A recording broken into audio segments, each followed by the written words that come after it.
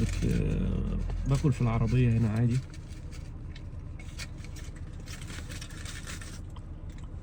عشان مفيش وقت.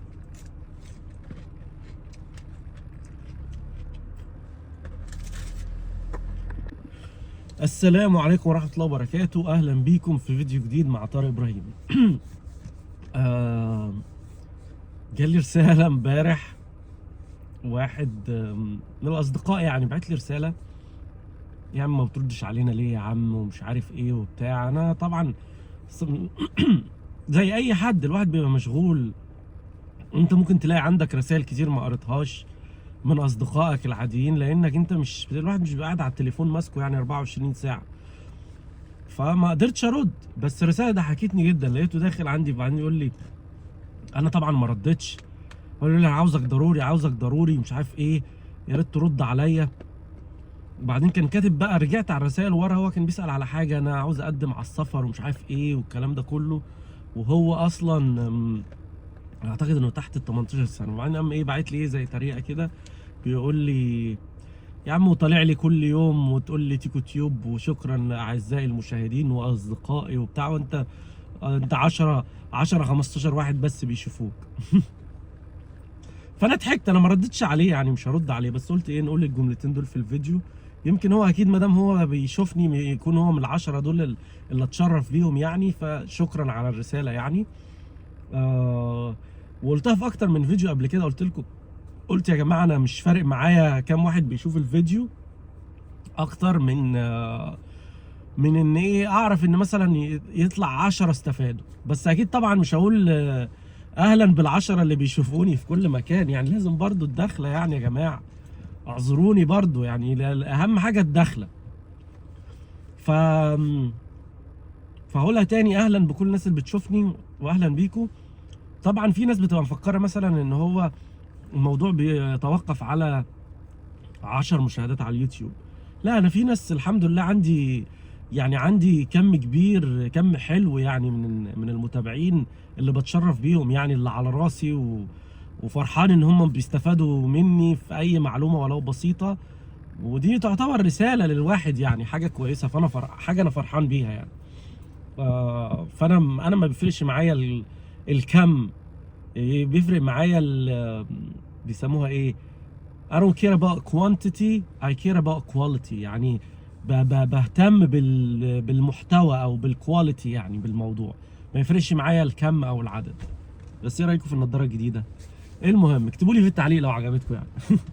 المهم موضوع النهارده انا هتكلم فيه، جالي اكتر من رساله على نفس الموضوع. ناس تقول لي لو سمحت يا طارق انا عاوز يا ريت تكلمنا عن فيزا الدراسه، انا عاوز اقدم فيزا دراسه على كوميونتي كولج. انا اسمع ان كوميونتي كولج رخيصه وعاوز اقدم فيزا دراسه. تمام. قصتي بقى مع الفيزا الدراسه من وانا في مصر، انا قبل ما اقدم على الهجره واتقبل في الهجره اترفضت مره دراسه. ايه اللي انا عملته؟ رسلت كوميونتي كولج، كانت في جيرسي سيتي كوميونتي كولج، وبعت لهم دخلت على الادمنستريشن وقمت باعت ايميل ومش عارف ايه ان انا ام انترستد جوين تو سكول عشان اتعلم اللغه الانجليزيه. ردوا عليا عادي وبتاع، انت تقدر تجيب الايميل ده وتقدر تبعت لهم ايميل وتقدر تجيب ان هم ردوا عليك فعلا وبيقولوا اهلا بيك ونتشرف ومش عارف ايه، بس انت لازم تفولو ذا ستيبس. فانا طبعا اي فولو ذا ستيبس، وكان معايا ايميل من البتاع ومش عارف ايه، بس اترفضت في الاخر. فلما جيت هنا اكتشفت ان هو الموضوع يعني ان انا كان لازم اترفض. رقم واحد لان هم عارفين في السفاره ان في جامعه امريكيه وفي بريتش، بيسموها بريتش كونسل ولا ما اعرفش ايه، المعهد البريطاني والمعهد الامريكاني والجامعه الامريكيه والاماكن اللي انتوا تقدروا تروحوا تتعلموا فيها انجليزي. فما عندهم، مش منطقي ان انا اقدم عشان اجي ادرس لغه انجليزيه. ده رقم واحد. رقم اتنين، الناس بتفهم فيزا الدراسه غلط، لان في فيزا دراسه لو انت داخل امريكا دي اقدر اقولها لك بقى وابصم لك عليها، لان ساعدت شخص فيها، شخص ما. دخلت انت امريكا سياحه، تمام، فانت مش عاوز تكسر الفيزا السياحه، لان بيبقى مديلك مثلا 5 سنين، بس لازم ما تقعدش اكتر من 6 شهور في امريكا، لازم تطلع بره البلد وترجع. فكان في نصيحه كنا بنقولها لكل الناس: ليه لا يا ابني ما تحولش الفيزا بتاعتك من فيزا سياحه لتورست فيزا؟ ليه بقى؟ لان انت لما بتعمل تورست فيزا بتبقى انت ليك eligibility ان انت تقدر تشتغل رسمي بارت تايم بجانب الدراسه. فكنا بنعمل ايه للشخص ده؟ نقول له والله هتروح تقدم على حاجه تقول ان انا عاوز ادرس ESL. ESL هي انجلش سكند لانجويج، بيحتاجها اي حد من اللي هم الانترناشونال ستودنت او الطلاب اللي هم من دوله تانية. لازم تاخد حاجه اسمها ESL انجلش سكند لانجويج عشان دي اللغه التانية بتاعتك، فلازم بتاخدها عشان تبدا الدراسه. فانت اي حد بيبدا دراسه من اول وجديد لازم بيبقى عنده الاي اس ال والريكواير كورسز. ريكواير كورسز دي كورسات بتبقى ناقصه لانك ما خدتهاش في بلدك، زي تاريخ، جغرافيا، فلسفه، ماث، رياضه، جبر، حساب مثلثات، مش عارف ايه الكلام ده كله. فبيبدا ايه؟ عشان بس يبدل الفيزا بتاعته لازم هو يبقى enrolled in at least in one course. فكان يروح مقدم ان هو ياخد ESL. طيب خلينا ناخد مادتين، وكانت الماده بتبقى ب $3000، فبيدفع $3000 على الماده لمده السمستر اللي هو بياخده. تمام؟ ف بالنسبه له طبعا يعني ما اعرفش انا بقى بالنسبه له اللي هو $3000 او $6000 دي كتير ولا مش كتير، بس بقول لكم هي دي تكاليف الدراسه. ففي ناس تقول لك والله ده الكوميونتي كولج تشيب. تشيب عشان compared to university. يعني لو community college لانها سنتين مثلا، فانت لو حسبتها فهتلاقيها انها ارخص من الجامعه. بس مش معنى انها ارخص انها رخيصه ببلاش يعني، او انها $1000 ولا $500. لا، ممكن تخش لك في $20000 او $25000 او $30000 وحسب. وكل ما بتعيد الماده لو ما جبتش فيها جريد معين بتعيدها تاني وتدفع من جيبك برضو. تمام؟ ليه بنقول عليها برضو الناس تبدا كوميونتي كولج؟ عشان انت لو داخل هنا رسمي في البلد تقدر تقدم على حاجه اسمها فاينانشال ايد، وهي بتساعدك في تكاليف الدراسه في الاول. تمام؟ فدي النقطه بتاعت ده الكوميونتي كولج رخيصه وانا عاوز اقدم كوميونتي كولج از فيزا سياحه. الكلام ده مرفوض ومش هيظبط. عاوزين برضو انتوا مصرين عليه تقدروا تعملوه. طب امال يا عم طارق سمعنا ان في منح وفي مش عارف ايه. المنح يا جماعه زي ما قلت لكم قبل كده بتحصل للناس اللي هم الانتربرنورز او الناس اللي هم المتميزين او الناس اللي هم المتفوقين. يجي واحد مثلا معاه PhD، معاه ماجستير، محضر دكتوراه، يقدر يراسل يقول ده انا عاوز اجي اكمل احضر الدكتوراه او اخد باتشلر 2 او اعمل. ممكن ساعتها يبقى فيه هات وخد في الكليه، يقول لك ده متميز ممكن ايه يفيدنا يعني قدام. فهي البلد بتدور على الناس اللي تفيدها، يعني الناس المتميزين، الناس المتفوقين في مجالهم. فساعتها ممكن هم ساعتها حتى كمان يساعدوه في مصاريف الدراسه ويعملوا له حاجه اسمها سكولرشيب اللي هي المنحه. تمام؟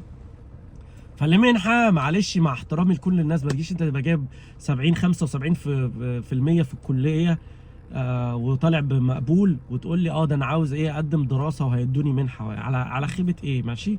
يعني ما انت برضو مش متميز في حاجه. نص 3/4 البلد جايبين مقبول، فعاوزين ناس بديجري معينه وكفاءات معينه. انما لو انت داخل جوه البلد ومعاك ربع في المية، مش هقول لك 75% ولا 95%، تقدر تقدم على دراسه وتقدر تدرس كل حاجه. عشان الناس تقول لي يا عم ده انا سمعت ان انا اقدر ادرس طب واقدر ادرس هندسه واقدر طبعا هتقدر تدرس طيران، تقدر تدرس طب وتقدر تدرس هندسه لغايه ما يكون عندك 80 سنه. الدراسه موجوده، بس بتخش في امتحانات قدرات وبتمتحن امتحانات وبيبقى فيها متطلبات معينه وريكوايرمنت معينه لازم تمشي فيها. وغير كده وكده انت لازم بتروح، لازم عندك حضور وغياب.